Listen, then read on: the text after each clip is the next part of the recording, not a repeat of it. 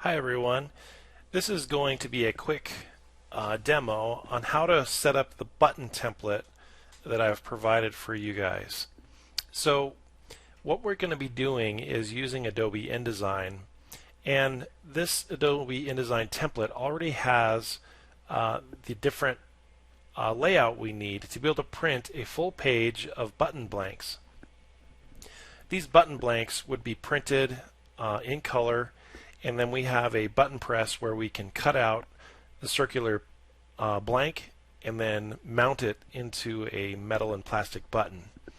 So to be able to set up the digital file ahead of time, we have to be able to put our artwork inside the template. And you can see that there are these circles on the page that represent each of the 1.5 inch buttons. Now when you guys create your buttons, you're able to put the same artwork inside each circle if you like, or you can put a dozen different images inside the circle template, no problem. One thing I want you to pay attention to is that each little button template has 3 circles on it. There's an outer ring and an inner ring, and then this green dotted dashed line. So basically this is the bleed area. The large pink ring on the outside, that's the edge where the paper is going to be cut. The inner pink ring, that's actually the face of the button. So anything important, a name, a piece of art, something that needs to be visible on the front of the button, needs to be smaller than this inner circle.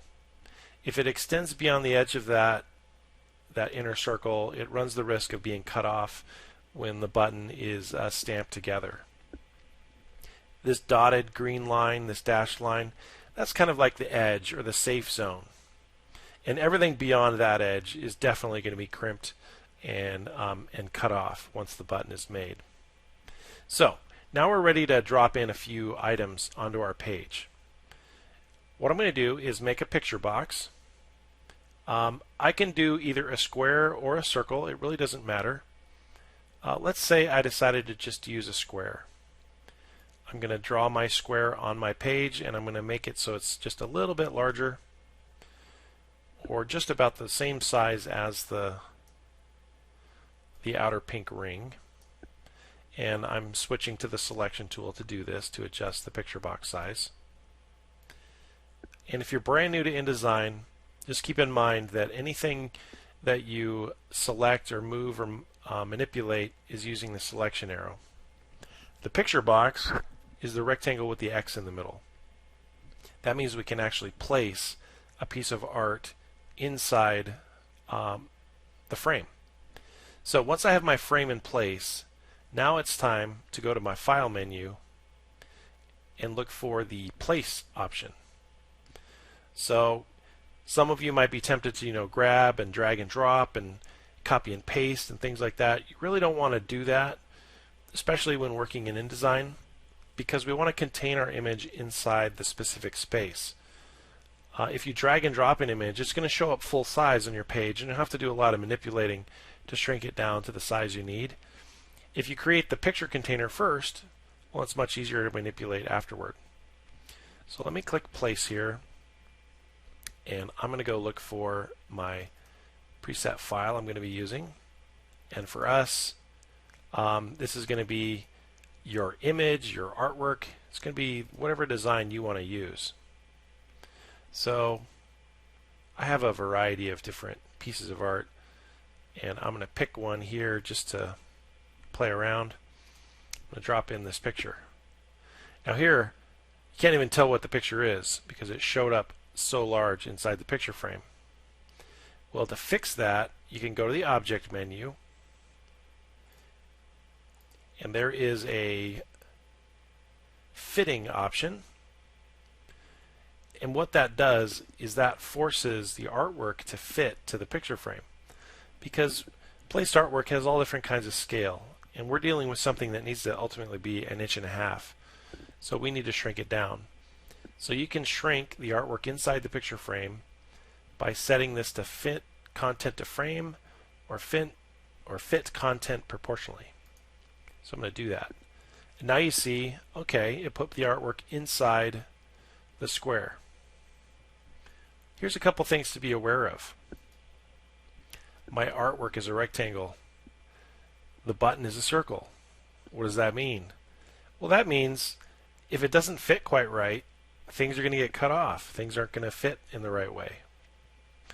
So there are a couple things I can do to kind of fix this artwork. One of them is looking at the ring. Notice how if I kind of trace the line here, that ring is probably going to cut off the majority of her forehead and even part of her neck. So I can shrink the artwork even further if I like. And I can do it in two ways.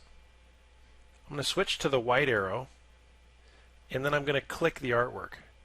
And do you notice how it let go of the picture frame but now actually selected the artwork inside the frame?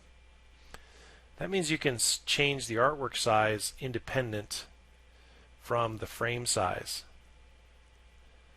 And it's represented, at least on my screen, by the blue frame instead of the red frame.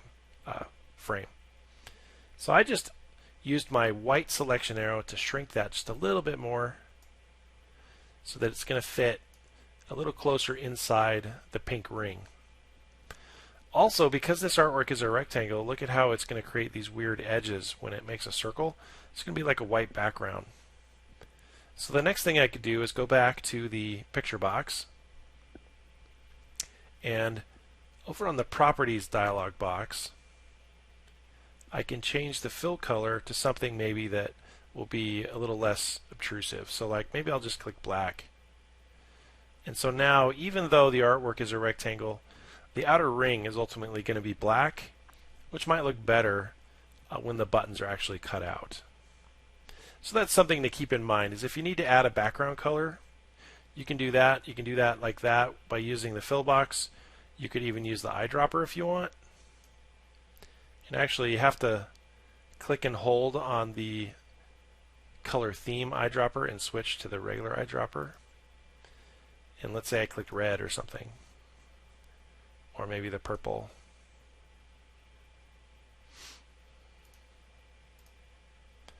You know, that might look better on the button just by using the eyedropper. Okay, so now I'm going to zoom back out, Command 0. So if I want to arrange these and get these ready, what I would do is make a copy. And here's a little secret. Hold the Option and the Shift key as you drag your object, and then let go of the mouse and it makes a copy. Of course, you could always do the traditional Command C, Command V, and then use the black selection arrow to move and slide it into place. Or, like I said, you can just hold Option and Shift and drag, drop it into position. One thing to keep in mind is you want to make sure that your artwork appears above the circle template. When we print, we don't want to see those lines, so we definitely want to use it as a guide as we set up our buttons, but we don't want to leave it there permanently so that it doesn't show up when we print. So what you're going to do is you're going to go forward and you're going to fill up the entire page with your button artwork in the right size and scale. And then the last step is going to be to make a PDF. Well, actually, before that, I didn't do it, but you do want to save this artwork somewhere. Make sure you save it. Then let's make a PDF. And under the File menu, InDesign makes it pretty easy. Okay, the menu keeps disappearing. Come on. Okay, there we go. Under the File menu, you can select Adobe PDF Presets. And all we need to do is just select High Quality Print. And for our purposes, select High Quality Print, accept the default settings on the next screen, and just hit Save, and you're good to go. Alright, so hopefully that helps you guys set up your buttons, and that should be good enough for what we're going to do. See you later.